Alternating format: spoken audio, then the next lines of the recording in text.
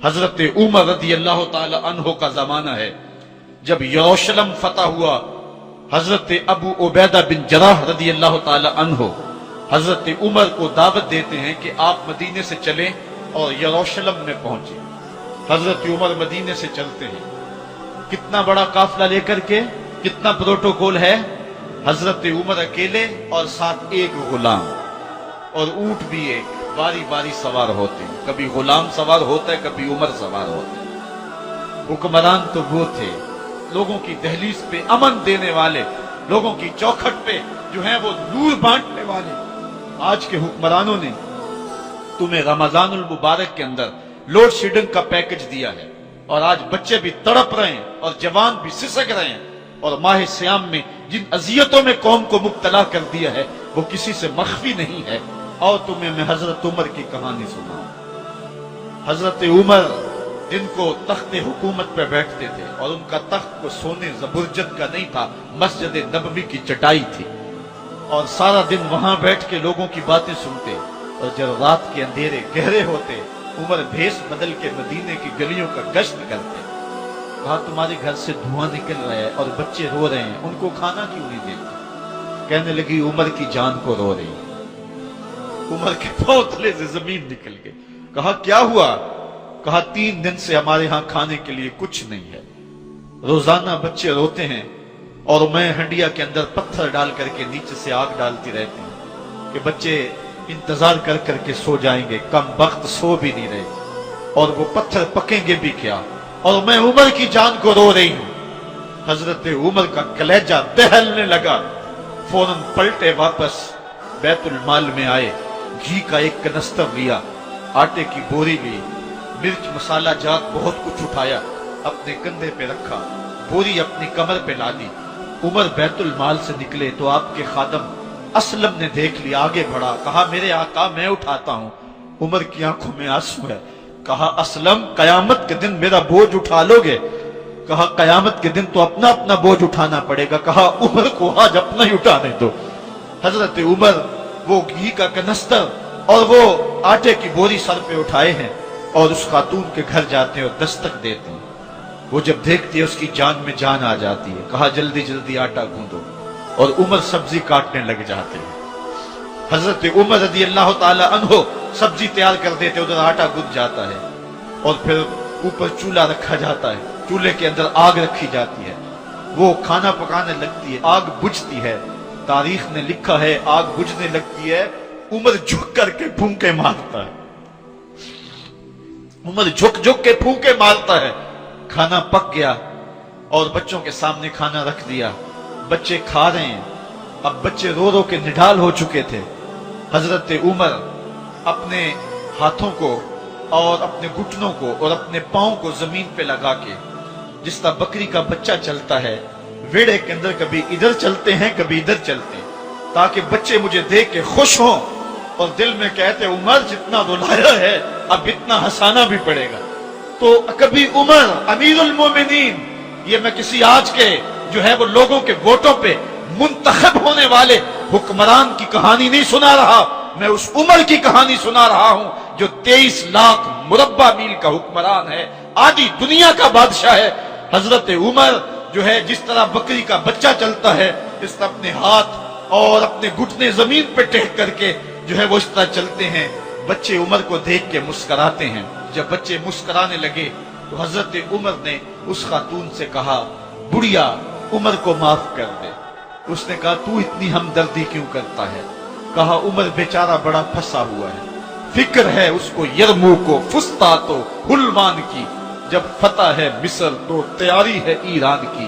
آتے جاتے وفد سے ملاقات بھی کرتا ہوگا, آتے جاتے وفد سے ملاقات بھی کرتا ہوگا, اور شب کو معلوم حالات بھی کرتا ہوگا.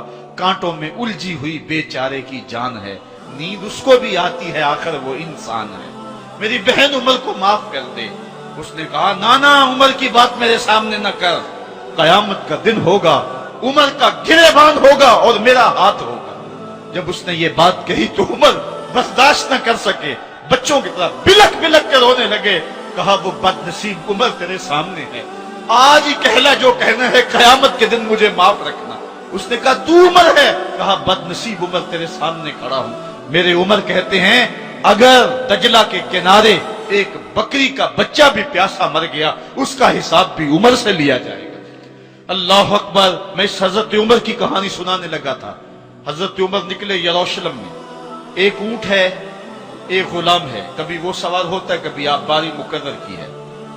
جب قریب پہنچے یروشلم کے تو عمر کی باری نکیل پکڑ دی اور غلام کی باری اوپر سوار ہونے کی آ گئی۔ غلام نے کہا آقا میں مرضی سے اپنی باری چھوڑتا ہوں، آپ آ جائیں، دشمنوں کے مفتوحہ علاقے میں آ رہے ہیں، تازہ تازہ علاقہ فتح ہوا ہے، اسلام کی شان و شوکت ظاہر ہو۔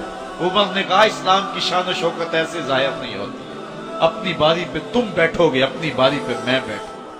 لوگ منتظر کھڑے ہیں، دور سے جب دیکھا کہا اس کی ہیبت سے کانپتے تھے ہم، یہ تو کوئی حبشی لگتا ہے، رنگ کالا ہے، ہونٹ موٹے ہیں، اس سے تو زیادہ حسین اس کا غلام ہے جو آگے آگے چل رہا ہے۔ حضرت ابو عبیدہ نے کہا دھوکہ کھا رہے ہو، ہمارا آقا وہ نہیں ہے جو اونٹنی کے اوپر سوار ہے، ہمارا آقا وہ ہے جو لگام تھامے آگے آگے چل رہا ہے۔ حضرت عمر رضی اللہ تعالیٰ عنہ کو آگے بڑھ کے جابیہ کے مقام پہ حضرت ابو عبیدہ بن جراح نے استقبال کیا۔ حضرت عمر آگے بڑھے اور انہوں نے آگے بڑھ کر کے حضرت ابو عبیدہ کے دونوں کندھوں پہ ہاتھ رکھا، اور سنو حضرت عمر نے کیا کہا، کہا لا الہ الا اللہ انا کنا اذل قوم فاعزنا اللہ بالاسلام۔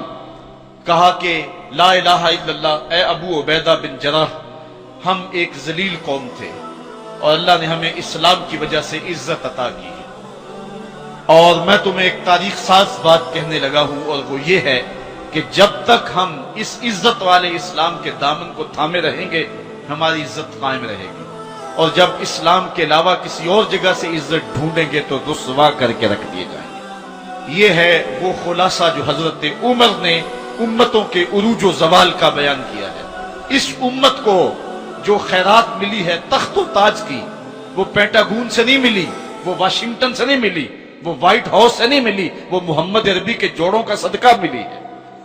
اس لیے جب ہم نے اسلام سے انحراف کیا، پاکستان حاصل کیا گیا تھا، پاکستان کا مطلب کیا؟ لا الہ الا اللہ۔ ہم نے اس نعرے کو چھوڑ دیا ہوا ہے، ہم نے انحراف کر دیا ہے۔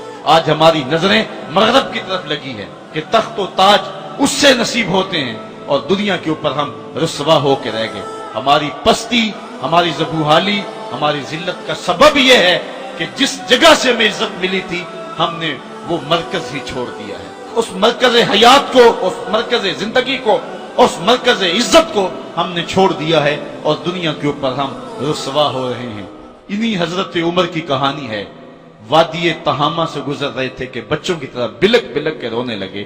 کہا عمر جوان آدمی ہو اور بچوں کی طرح بلک کے رو رہے ہو؟ کہا تم نہیں جانتے، مجھے بچپن کی کہانی یاد آ گئی۔ کہا کیا کہانی ہے؟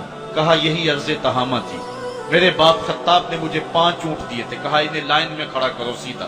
میں آگے والا سیدھا کرتا تھا، پیچھے والا ٹیڑھا ہو جاتا، پیچھے والا سیدھا کرتا، آگے والا ٹیڑھا ہو جاتا۔ میرے باپ خطاب نے مجھے بڑا مارا۔ کہا ایک عرب کے بیٹے ہو کے تم سے 5 اونٹ لائن میں کھڑے نہیں ہوتے؟ کہا ایک زمانہ عمر پہ وہ تھا کہ اس سے 5 اونٹ لائن میں کھڑے نہیں ہوتے تھے، اور آج شرق سے لے کر غرب تک 23 لاکھ مربع میل کی حکمرانی اور انسان بھی لائن میں کھڑے ہیں۔ یہ محمد عربی کے جوڑوں کا صدقہ نہیں ہے تو اور کیا ہے؟ عمر سے تو 5 اونٹ لائن میں کھڑے نہیں ہوتے تھے۔ تو یہ عزتیں، یہ تخت و تاج، یہ حکومتیں ہمیں حضور کی دہلیز سے ملی۔ جب ہم نے اس دہلیز کو چھوڑ دیا تو دنیا کے اوپر رسوا ہو گئے اور ذلیل کر کے رکھ